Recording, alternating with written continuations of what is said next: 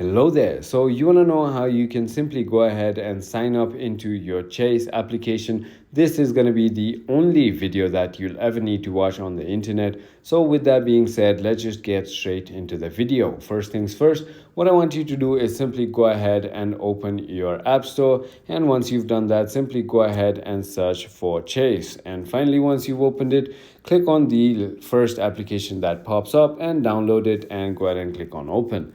Now that we're going to be on this screen right over here, simply go ahead and tap on sign up, and all you need to do is simply go ahead and select your account type, so personal, business, or business and personal. Simply go ahead and enter your business account or business debit or credit card number.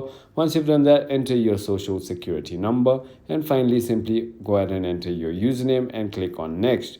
Once you've done that, it's going to go ahead and ask you for your email and go ahead and set a password. So that is about it. I hope this video was helpful to you. If it was, hit that like button and I'll see you on the next one.